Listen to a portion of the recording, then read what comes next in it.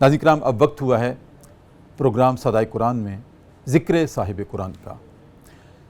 ناظرین کرام، میں چلوں گا کہ جب نبی کریم صلی اللہ علیہ وسلم اپنی عمر کے 40 برس تک پہنچنے لگے تو آپ تنہائی پسند ہونے لگے، گوشہ نشین ہونے لگے اور غار حرا پر تشریف لے جا کر غور و فکر انفس و آفاق پر کرنے لگے، اپنی ذات پر اور آفاق پر، کائنات کے منظرناموں پہ آپ غور کرنے لگے۔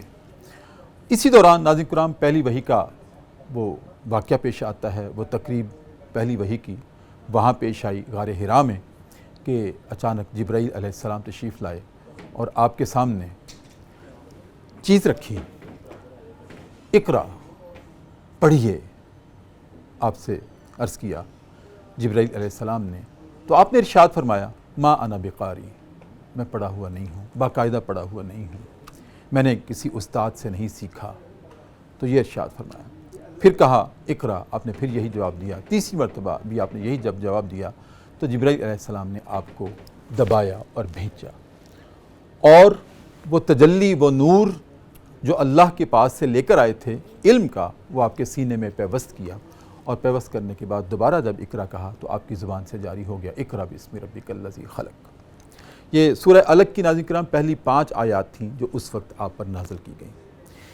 اس کے بعد جب جبرائیل علیہ السلام نے آپ کو دبایا تھا تو آپ پر ایک کپ کپی کی کیفیت طاری ہوئی، اور اسی کیفیت میں آپ واپس لوٹے، گھر تشریف لائے تو ہماری ماں ام المومنین حضرت خدیجہ طاہرہ رضی اللہ تعالی عنہا نے جب استقبال کیا تو آپ نے ارشاد فرمایا زملونی زملونی زملونی، مجھے چادر اڑا دو، مجھے چادر اڑا دو، تو آپ پر کپ کپی کی کیفیت طاری تھی۔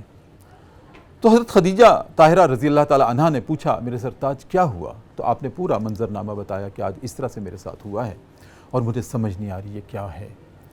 تو وہ اس وقت حضرت خدیجہ رضی اللہ تعالی عنہا ہماری ماں نے ناظرین کرام آپ کو تسلی اور تشفی دی۔ وہ جو تسلی اور تشفی دی ہے نا، وہ بڑی قابل غور ہے، وہ آپ کی 40 سالہ سیرت کا نچوڑ ہے۔ کبھی اس پر میں ڈاکٹر طاہر امین تنولی سے انشاءاللہ پھر گفتگو کرنا چاہوں گا کہ 40 سالہ جو آپ کی سیرت ہے، ہمیں اس میں صرف 5-6 واقعات ملتے ہیں، نہیں، حضرت خدیجہ طاہرہ نے آپ کی 40 سالہ زندگی کو 4 نکات میں بند کر دیا۔ میرے سرتاج آپ فکر نہ کریں، آپ کیوں پریشان ہیں؟ آپ وہ ہستی ہیں جو غریبوں کی مدد کرتے ہیں، آپ وہ ہستی ہیں جو کمزوروں کا بوجھ اٹھاتے ہیں، آپ وہ ہستی ہیں جو مہمانوں کی مہمان نوازی کرتے ہیں، اور آپ وہ ہستی ہیں جو صلہ رحمی کرتے ہیں، یعنی کہ رشتہ داروں کے حقوق ادا کرتے ہیں، ان کا خیال رکھتے ہیں۔ تو میرے سرتاج اللہ رب العزت آپ کو کبھی ضائع نہیں کرے گا، آپ کیوں پریشان ہیں؟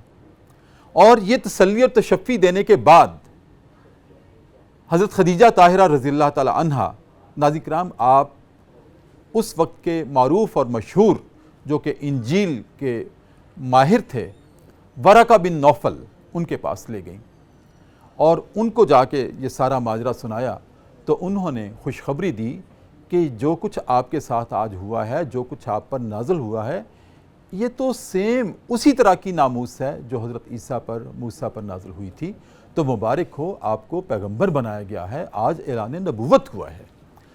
ناظرین کرام آپ پر نبوت کا اعلان تو ہوا، لیکن ہمارے لیے اس میں سبق کیا چھوڑا جو حضرت خدیجہ طاہرہ رضی اللہ تعالیٰ عنہ نے آپ کو تسلی دی کہ آپ غریبوں کی مدد کرتے ہیں۔ کیا کبھی ہم نے غریبوں کی مدد کی؟